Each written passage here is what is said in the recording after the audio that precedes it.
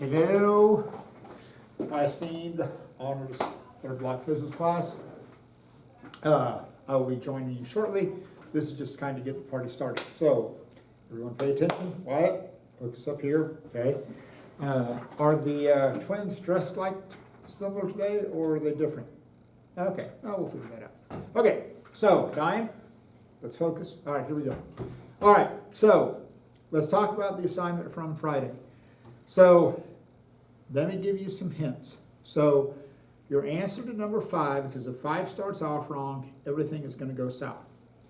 All I'm asking you to find on number 5 is that force parallel. So remember, you're going to have 2 calculations of forces. You have force parallel, which is Fg sine theta, and force normal is Fg cosine theta. They're on your big dog equation sheets. They're over there. Okay, not a big deal. So here's the deal. So when you get these numbers, just get the numbers. Don't worry about making them positive or negative. Then decide how you want this system to play out. So on number 4, I ask you, hey, how do you want your system to be defined?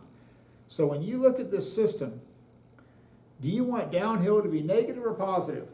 I don't care. Pick one. Doesn't make me any difference. Just pick one.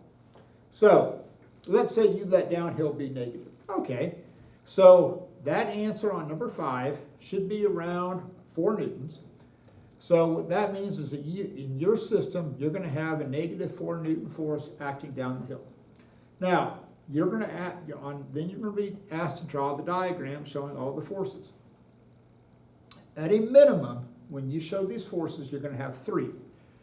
You're going to have Fg, force normal, force parallel. Okay? Those are the 3 you will always have. You might have applied, you might have friction, just depends upon the situation. But when you draw that normal force, make sure that you draw that at a right angle to the surface. Don't draw that force normal straight up. Okay? You have to draw that normal force at a right angle. Your gravitational force acts straight down. Your force parallel always acts down the hill. Okay? Gravity is never going to push you up the hill. It's never going to happen. So force parallel always acts down the hill. So then, on number 6, you say, hey, what's the acceleration without friction? So when in doubt, chart it out. Go, okay, you're on any inclined plane, you could have force applied, you could have force friction, you could have force parallel, and you could have force net. Okay? So these are the ones you could potentially have on any inclined plane. Applied, force friction, parallel, and then your net force. Your force parallel is the only one that will always be there. Okay, that's it. Now, so when you get to number 6, what I'm saying is that you have the magic frictionless inclined plane. You let go of it. The only force acting on it is that force parallel, which is about negative 4 newtons. There is no force friction. There is no applied force.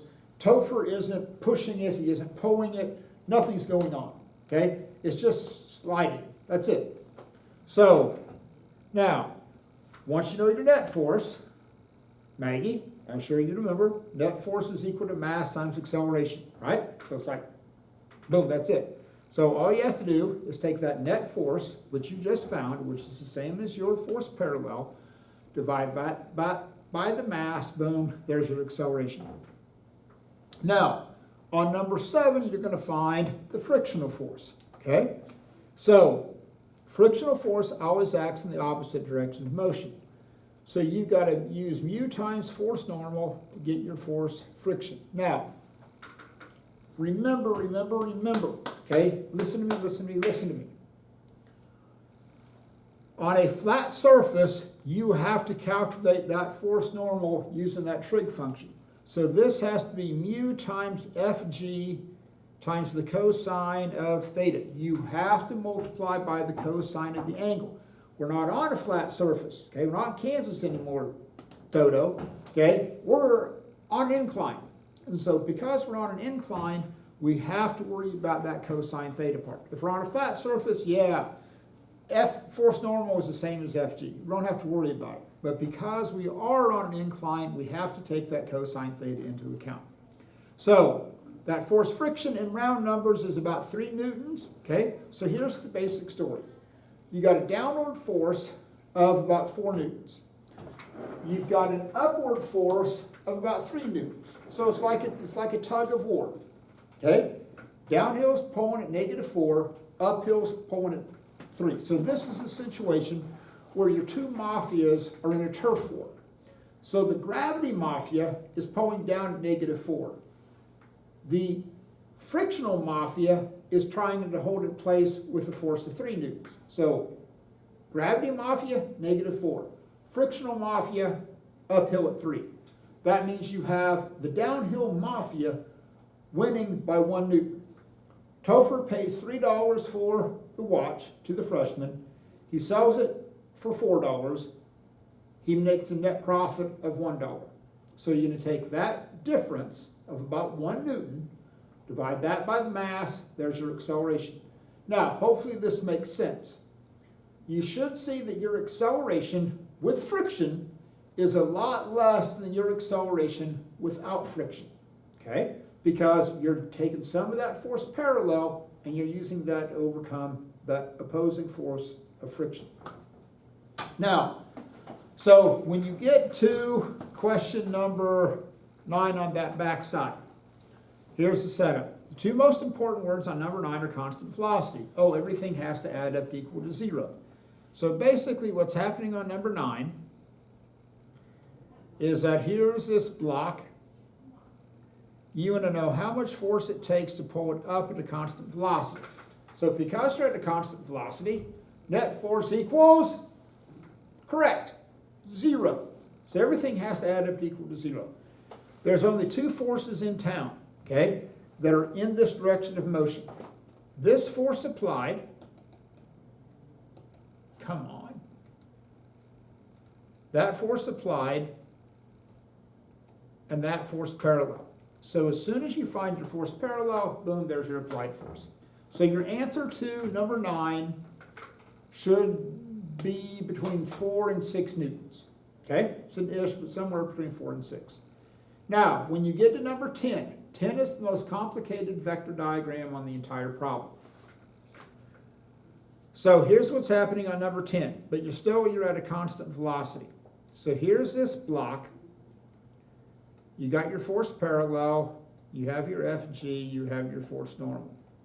Now, because you're pulling this thing up the hill at a constant velocity, okay, at a constant velocity, that means that this frictional force, which you have to find using mu force normal, cosine theta, these 2 forces here have to be balanced out by that applied force going up. And that's the whole basis of what you're going to do in the lab today.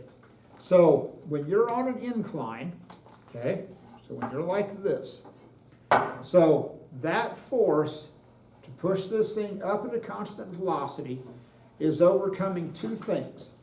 It's overcoming the force parallel, which is trying to, the gravity mafia, which is trying to pull it down, and because it's moving up at a constant velocity, your frictional force is acting down. So when you're pushing this thing up, you're overcoming 2 forces, your force parallel and your force friction. Okay? Got that? Nick, are we good? I hope you're here. This is going to be really awkward if you're not, but I'm assuming that you're here. Okay. So that last answer on number 10 should be between 10 and 15 newtons. Okay? So your answer to number 9 is between 4 and 6 newtons. Your answer to number 10 is between 10 and 15 newtons. And don't worry about making it positive or negative. It's just however you define that system. Okay, got that. Okay, now let's talk about the lab. You're going to have 2 distinct labs, which I need to go get. I'll be right back.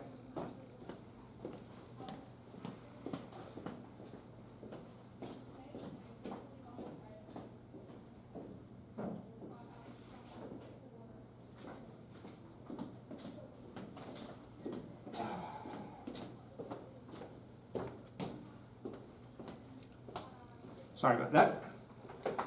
Started disheveled this morning. Okay, so the first lab you're going to do, or that we're going to talk about, is on the yellow sheet. Yes, it's this nice heavy paper. Okay, so these labs are completely separate. Blue lab, yellow lab. Let me point this out. These are completely separate labs. Listen to me. These are completely separate labs. No diagrams on the same page like that will cross over. Treat these as like I gave you two completely separate labs. Okay, so here's the first thing that we need to talk about on the yellow lab. So what you're going to do, you're set a block on here. That's exciting. And you're going to lift it up. Now, the reason it doesn't accelerate is because the frictional mafia going up the hill is stronger than the gravity mafia pulling it down the hill. Okay? So it's at rest. So this is a classic situation where you have forces acting on a system, but it's not accelerating. Okay, this is a classic example. Yes, gravity mafia is trying to pull it down. Frictional mafia is holding it in place. The frictional mafia is going, you're a good boy. Yeah, I like you. I'm not going to let you go. The gravity mafia is going, come on, man, come on, let's go, let's go, let's go. The frictional mafia is going, nah, I ain't going to let you go. You're a good boy. You're going to stay here with us. Okay? But as I lift it higher, at some point, as you lift this high, and this is what you're going to do in the lab, you're going to lift it higher and higher and higher until it just begins to slide. Okay? Now, at that point where it just begins to slide, okay, where it just begins to slide, here's the basic idea, is that when that point where it just slides, the force parallel acting down is going to equal the force friction acting up. So we're going to set these two equal to each other. At that point where it just begins to slide. Now, if you remember, if you search the dark recesses of your mind, friction moving from rest is static friction. Okay, so we're trying to find the coefficient of static friction. So, remember mu equals force friction over force normal. Now, force friction is going to equal our force parallel.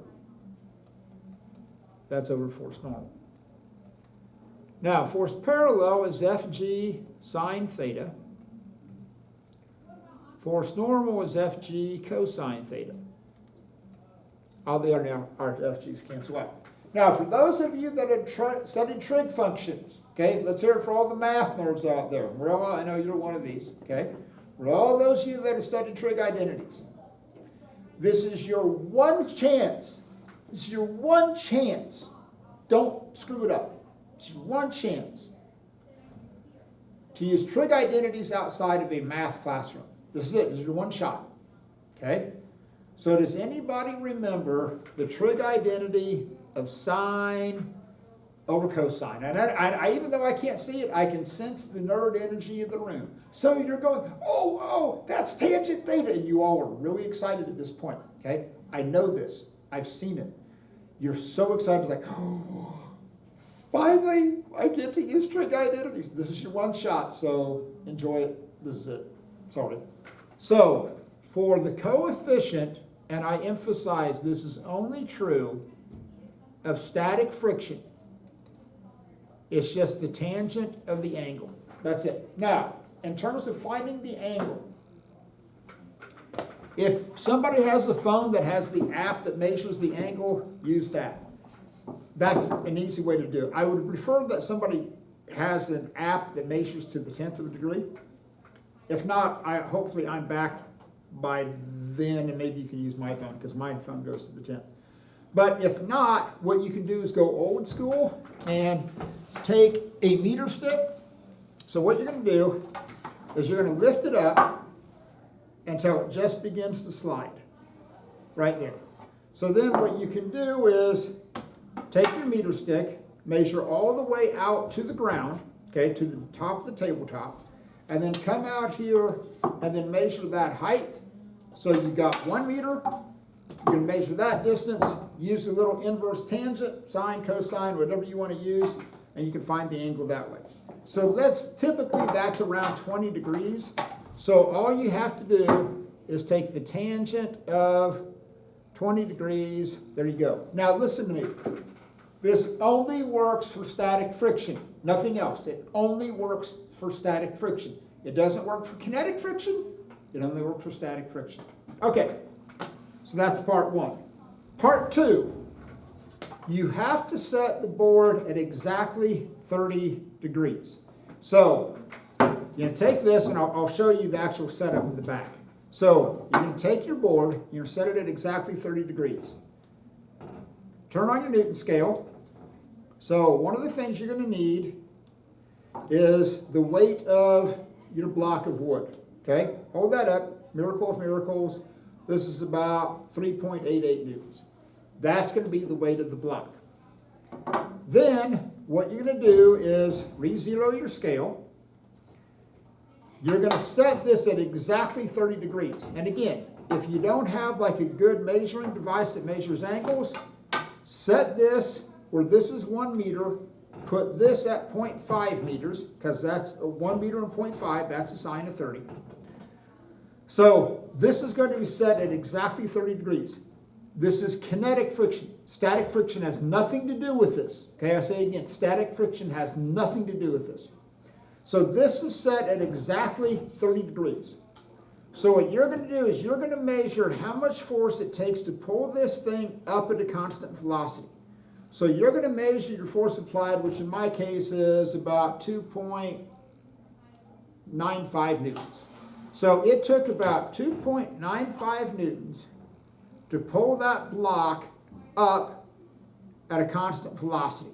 Now, so what we just measured when I was pulling that block is my force applied. Let's just make the math easy. Let's say it was 3 newtons. Okay, it was a little bit less than that, but let's just say it was 3 newtons. Whatever yours is, okay? Now, this is your applied force. You're going to have two forces working against you. You're going to have your force friction, and you're going to have your force parallel. Okay? Define your system. I don't care. But here's the deal. You're going to measure this applied force. So this applied force going up has to balance out the sum of these two forces. So what you're going to do is you're going to calculate the force parallel. You're going to know the weight of the block. So you're going to use Fg sine theta. You're going to get the weight of the block. Then you're going to use that because this is a 30-degree angle, and then you're going to calculate the force parallel. So let's say that's 3 newtons, okay, just to make the math easy. Let's say your force parallel was -2 newtons, whatever yours is. So what that means is that everything has to add up to equal to 0. So that's a 3 Newton force acting up. I got a -2 Newton force acting down. That means by doing a little bit of simple algebra, my force friction is going to be -1 newtons.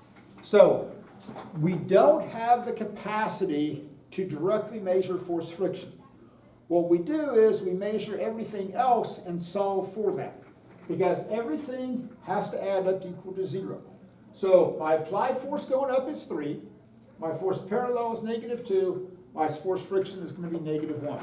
So on this lab, and in big bold letters, right up here, at the top, underlined, exclamation points, show all calculations, because everybody's data is different. So you're going to, Fg, no calculations there. Mass, oh, we can take the weight and divide it by g, get the mass. Force applied at a constant velocity, that's just a measured value. So down here, you're going to calculate force parallel. You're going to calculate force normal. You're going to solve for force friction. And then you're going to calculate mu. This mu down here has nothing to do with the mu up here. This mu, that mu, two completely different mu's. Okay? Do not cross your mu's. When you get to questions 2 and 3, okay? When you get to questions 2 and 3, here's the basic idea. Is that you're going to figure out how much force it takes to pull a block up at a constant velocity. and then you figure out how much mass that's going to take. So this is combining a couple of different ideas. So this force applied going up, which is what you're going to find, let's say that it was 4.9 newtons. Okay, let's say that you need 4.9 newtons of force to pull this block up at a constant velocity. So you have to figure out how much mass you have to put on the end of that pulley to generate the 4.9 newtons of force. So it's pretty simple. Well, if you needed 9.8 newtons and you divided that by 9.8 meters per second squared, you would hang a 1 kilogram mass from the end of that. So if I only need 4.9 newtons, so if I divide that by 9.8 meters per second squared, I would get a half a kilogram. So to get the mass, take the force that you need, divide it by g, there's your mass. So the only difference between 2 and 3, okay, is the direction that the force is that the mass is moving. On number 2, it's moving up at a constant velocity. On number 3, it's the exact same numbers. You don't have to recalculate anything, but then it's going to slide down at a constant velocity. So what's going to happen is that your frictional force is going to change directions. So on number 2, your frictional force is acting down the hill. On number 3, your frictional force is going to act up the hill. Okay, so that's one lab. You have to draw one vector diagram, and that's for the 30-degree angle, and you're going to draw this at exactly 30 degrees. You're going to set up a scale. You're going to have, and it's going to look something like this when you get done. You're going to have gravity, force parallel, force friction, force normal, force applied. And that applied force here has to equal the sum of the two downward forces going down the hill. Okay. Now, I'm going to move the camera to the back. We'll talk about what's actually going to happen in the lab.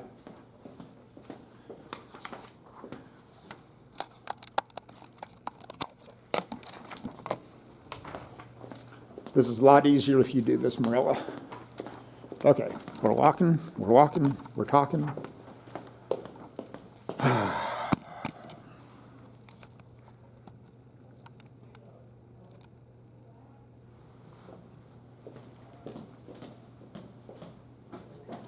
Okay, so a quick refresher on, hold on, I already forgot one thing.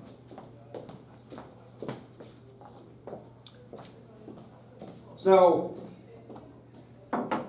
quick refresher on the friction, on the incline. Lift it up, starts to slide, measure the angle. Next part, set it at 30 degrees. Use a ring stand like this, where you've got a rod on a clamp. That's going to do this. Put the base of that board over here. Set this at a 30-degree angle. You can measure it. Use your phone to measure the angle. This has to be at exactly 30 degrees. Okay, now, the next part of the lab. So, this is going to involve an extremely strong magnet, okay? I repeat, this is one very, very powerful magnet. Do not let it get near anything metallic. Do not let it get near your phone. Do not let it get near credit cards. It is an extremely strong magnet. And whatever you do, don't let this magnet get near anybody else's magnet, because if these two magnets get stuck together, I literally have to take these things down to the shop, put them in a vise, and pry them apart, okay? So do not let this magnet get near any other magnets in this room, okay? I will be livid. Do not let them get near each other. So, here's what you're going to do. You got this magnet, and you've got a cart, and these are aluminum plates, which means that they're non-ferrous, which means they aren't attracted to a magnet. So, if I take this and try and like anywhere near the magnet, and this is the first thing I want you to do, is basically take this off and kind of play with it and see what happens. But then, if I take that magnet and move it like this, nothing really happens. But if I take that same magnet and I drag it between them, and don't go very deep. You only want to go about this far in here, okay? So when you do this, what's happening, without giving you a whole lecture on electromagnetic theory, is that this magnet is creating a magnetic field in the plates because it senses a change in the magnetic field. And Mother Nature goes, oh, this is bad. I got to do something to balance this out. So literally, the first thing I want you to do is just kind of play with it. See what happens when you do this, okay? Or get it moving and see what happens. And have everybody in the group do this because it's kind of cool. It's almost like stirring cookie dough. It feels really, really thick, okay? It doesn't feel that way when you're on the outside, but it'll feel that way when you're on the inside, okay? And again, don't go too deep in this. Only go about yay deep. So one of the things I want you to do is take this, and this has a little thumb screw up here on the top, and just let it swing by itself like this, okay? Okay, yeah, it goes like this. Then I want you to do the same thing, and then have it swing in between the cart, like this. And then see what happens, okay? Just get a feel for that. So, in terms of the lab itself, what you're going to do is that you're going to do two different trials. One, you're going to take the cart, and I'm going to have a block of wood, and it's going to say top on it. This is the one that you want on the top, okay? So you're going to put that underneath one end, and then you're going to set up an inclined plane, and you need to measure this angle, and hopefully I'm back by then. If not, you can take somebody's phone, or you can take a protractor, or you can do trig. There's 1,000 different ways. And you're going to let this thing roll.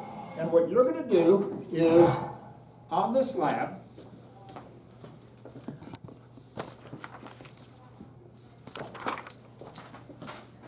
so you're going to go from the 10 centimeter mark to the 50 centimeter mark. So we want a total displacement of 40 centimeters. So the front of the car is going to be at some mark, I don't remember what. And then you're going to let go of it, and then it's going to go, it really doesn't matter how far it goes, it just needs to travel 40 centimeters. You can go off the front, you can go off the cart, I don't care. It just needs to travel 40 centimeters. So you're going to run that 5 times, then you can take the average. You're also going to need the weight of this. Take a Newton scale, hang it up, boom, you need that number. You're going to do 5 trials like that. Then you're going to put the board underneath, got the board underneath, then you're going to take the magnet. So then you're going to put the magnet in here, wherever you choose to start this thing is where you're going to put the magnet. So let's say you're going to start this thing at 50 centimeters. Then put that magnet, and it's about yay far down. So then what you're going to do is you're going to let this go like this, and then you're going to time it again. And you're going to stop it when the magnet gets out of the back. That way, that's 40 centimeters, that's the length of your displacement. So you're going to be like this, the magnet's here, you're going to let go, have that go, boom, stop it. So on the back side, you're going to do 5 trials with that. Then from that, and what you should see is that these times going this way are longer because this magnet is creating a braking force. When you're doing this, set this up so that the magnet doesn't scrape the sides of the aluminum. So you might have to do a little bit of finagling, but as that thing rolls, it should roll through where the magnet doesn't hit the sides of this. Okay, that should be enough to get you started. Now, I only have 3 magnet setups. So what that means is I want some of you starting with the inclined plane part. I want some of you starting with the magnet part. Then switch, okay? So don't sit there and go, oh, we only have 3 magnets. I know you only have 3 magnets, but we also have setups to do the frictional part. And again, these are 2 completely separate labs. you're going to have to do a vector diagram of forces for the magnet lab. Do not put it on the same sheet of paper as you draw the vector diagram for the yellow sheet with the board. Okay? I emphasize this again. These are two completely separate labs. Okay? Two completely separate labs. Okay? Do not put the diagrams on the same page. These are two completely separate labs. Hopefully by the time you all get done watching this, I'm actually back. And here we go, kids.